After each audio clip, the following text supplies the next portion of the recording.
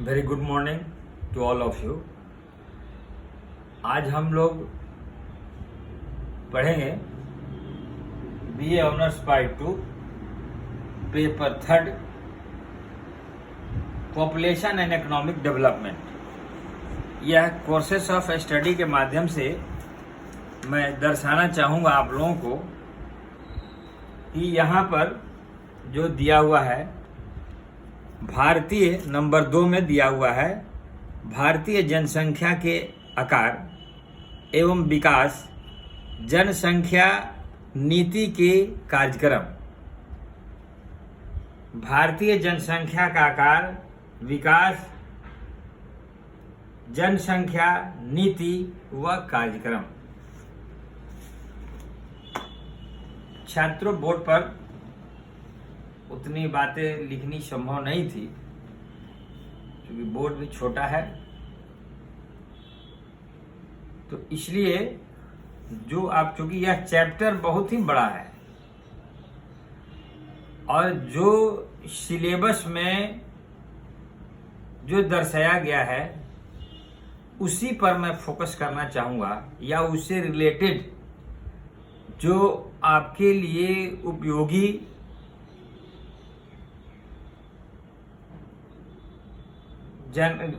है उसी पर मैं चाहूँगा कि मैं अपना फोकस दूं। चूंकि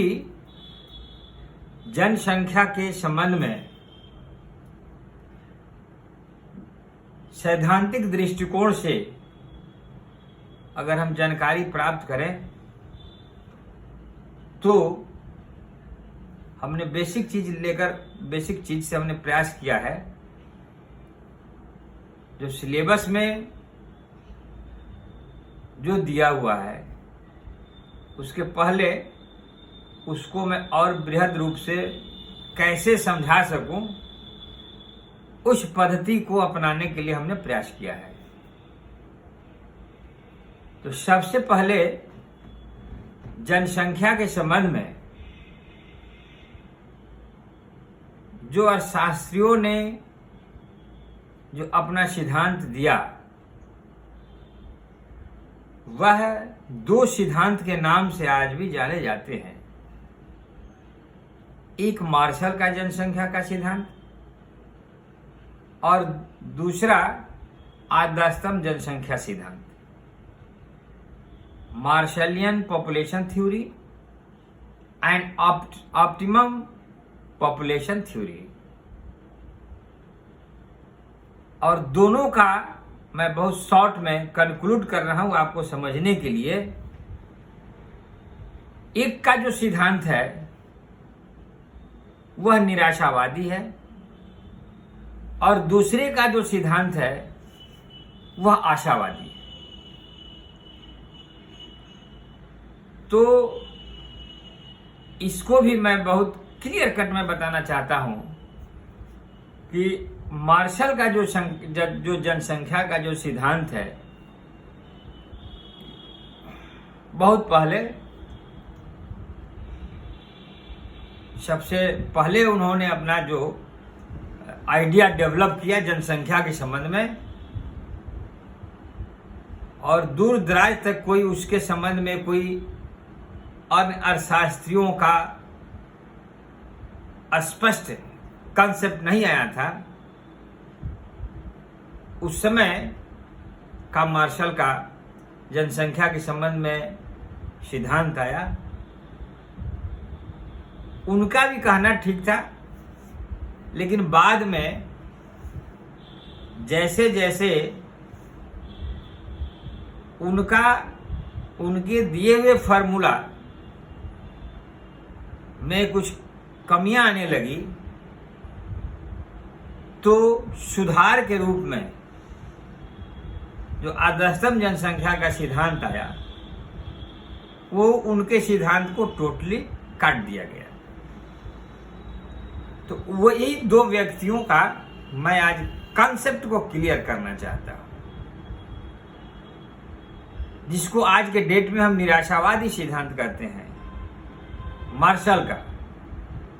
तो उनका सिद्धांत उस समय का था और उस समय जो आइडिया उनका डेवलप किया वह यही कि जनसंख्या की वृद्धि, पॉपुलेशन का जो ग्रोथ होता है वह ज्योमेट्रिक प्रोसेसन के माध्यम से, ज्यामितीय पद्धति के माध्यम से होता है और उत्पादन यानी उपभोग के लिए उत्पादन की आवश्यकता होती है और उत्पादन जो होता है वो अंगणितीय पद्धति से, अर्थमेटिक प्रोग्रेशन से के माध्यम से यह उत्पादन होता है। यानी एक तरफ जनसंख्या का भार बढ़ता है और दूसरे तरफ उसकी पूर्ति की जो मात्रा है वह क्रमवार अंकगणितीय पद्धति से बढ़ता है। अगर दोनों को फ्री छोड़ दिया जाए, उनका कहना था कि दोनों को फ्री छोड़ दिया जाए, इस पर कोई चेक एंड बैलेंस नहीं किया जाए और इस गति को पर कोई रोक नहीं लगाई जाए, तो बहुत ही विस्फोटक की स्थिति जनसंख्या के संबंध में हो सकता है, जो कि इस प्रोसेस से अपनाया गया। यानी उनका विचार था और उस समय उत्पादन की जो पद्धति थी, जो साधन थे और एक तरफ जो जनसंख्या की जो वृद्धि हो रहा था, दोनों को देखते हुए उनको ऐसा लगा कि यह भविष्य में बहुत ही विकट स्थिति हो जाएगी, विस्फोटक स्थिति हो जाएगी और ऐसी स्थिति हो जाएगी कि लोग एक एक दाना खाने के लिए मुहताज हो जाएंगे। लेकिन ज्यों ही धीरे धीरे उनके दिए हुए आइडिया पर हमारी सरकार, हमारे विद्वान जन और शास्त्रीगण उस फार्मूले को काटने का प्रयास वो करने लगे सुधार के रूप में। उसी में आदर्शतम जनसंख्या का सिद्धांत का विकास हुआ। वो आइडिया डेवलप किया और उनका यह था कि अगर कोई बच्चा जन्म लेता है तो सिर्फ मुंह और पेट लेकर ही नहीं आता है, बल्कि 2 हाथ और 2 पैर भी लेकर आता है। इसका मतलब यह हुआ कि वह बैठकर खाना नहीं चाहता है, कुछ करके खाना चाहता है। और उनका आइडिया यह हुआ कि अगर हम एक तरफ जो जनसंख्या बढ़ रही है उसको मोटिवेशन या प्रेरणा के माध्यम से हम जो मार्शल के जनसंख्या का जो आइडिया था और उस समय का जो ट्रेंड था, अशिक्षा थी, बहुत सारी खामियां थी, उस खामियां को दूर करते हुए आदर्शतम जनसंख्या सिद्धांत के माध्यम से यह आइडिया डेवलप किया गया कि जो भी जनसंख्या का वृद्धि हो रहा है वो जनसंख्या के वृद्धि के फलस्वरूप शिक्षा को इतना विकसित किया जाए, प्राइमरी लेवल से लेकर हायर एजुकेशन, टेक्निकल एजुकेशन तक। और चूंकि पेइंग कैपेसिटी लोगों की कम थी, मीडियम क्लास के लोग थे, इसलिए सरकार का इंटरफेरेंस हुआ कि यह पहल सरकार के माध्यम से हो और कम से कम खर्च में अधिक से अधिक लोगों को योग्य बनाया जाए, शिक्षित किया जाए। और दूसरे तरफ आइडिया डेवलप किया गया कि चूंकि भारत कृषि प्रधान देश है, तो कृषि को डेवलप करने के लिए नए नए टेक्नोलॉजी मैकेनिज्म को एडॉप्ट किया जाए और नए नए इन्वेंशन किया जाए, इंडस्ट्रियल सेक्टर को डेवलप किया जाए, नेचुरल रिसोर्सेज को मैक्सिमम उसका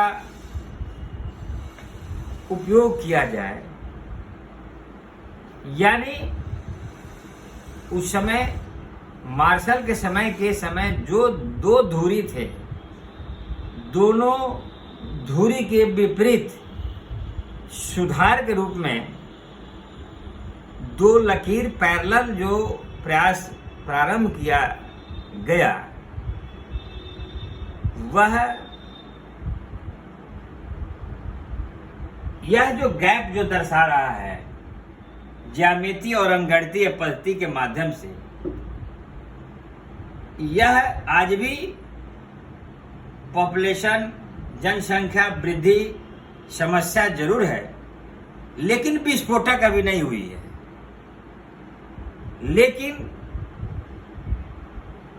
उस समय के उत्पादन हर एक सेक्टर में, एग्रीकल्चर सेक्टर हो, इंडस्ट्रियल सेक्टर हो, नेचुरल रिसोर्सेज हो, इतना गैप नहीं है, जिसके फलस्वरूप उतना अनईजी फीलनेस समाज में देश को नहीं हो रहा है। लेकिन यह भी नहीं कहा जा सकता है कि जनसंख्या भारत पर आज भी बोझ के रूप में है और आर्थिक विकास में थोड़ा सा बाधा बना हुआ है, जिसके तहत सरकार द्वारा बहुत सारी योजनाएं, बहुत सारे कार्यक्रम आज भी चलाए जा रहे हैं। तो कहने का मतलब यह हुआ कि अब उसमें अब हम इस जो सिलेबस के जो आधार है उस पर हम आ जाएंगे और उसमें हम पहले उसका डेमोग्राफिक आइडिया क्या है जनसंख्या संबंधी, और जनसंख्या संबंधी जो भी योजनाएं बनी है योजना वाइज उसका हम वर्णन करेंगे और आर्थिक विकास में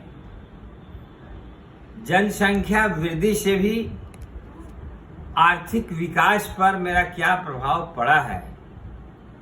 इस संबंध में भी हम फोकस डालेंगे। लेकिन थोड़ा सा उसके पीछे उसके जो ऑब्स्टेकल्स हैं जनसंख्या से आज विकास में अवरोधक क्या हैं, उस अवरोधक पर थोड़ा सा हमें चर्चा करनी होगी, तभी हम उस अवरोधक के दूर करने के फलस्वरूप आज भी जो आर्थिक विकास का जो पहलू दिखाई दे रहा है उस पर हम लोग चर्चा करेंगे। और इसके पहले जनसंख्या संरचना के बारे में थोड़ा सा पीछे और आजकल का structure national wise, state wise या कंपैरेटिवली क्या स्थिति है उस संबंध में, जिसमें लिटरेसी शिक्षा का बहुत ही महत्वपूर्ण स्थान होता है। डेमोग्रेसी पॉपुलेशन डेमोग्राफिक का इफेक्ट जो है शिक्षा से बहुत ज़्यादा प्रभावित होता है। आज भी लिटरेसी में केरल 1 नंबर पर है और वहाँ बेरोजगारी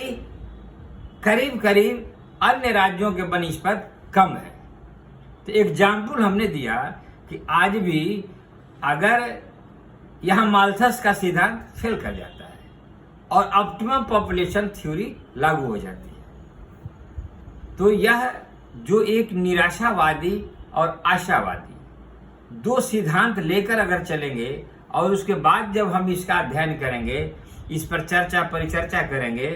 और जानने इसके लिए उपयोगी जो बातें हैं जानकारी प्राप्त करना चाहेंगे, तो सारी बातें क्लियर कट दिमाग में समझ में आएगी। तो आज हम इस टॉपिक का हमने बैकग्राउंड दिया और नेक्स्ट क्लास में हम इसके विकास, आर्थिक विकास में जनसंख्या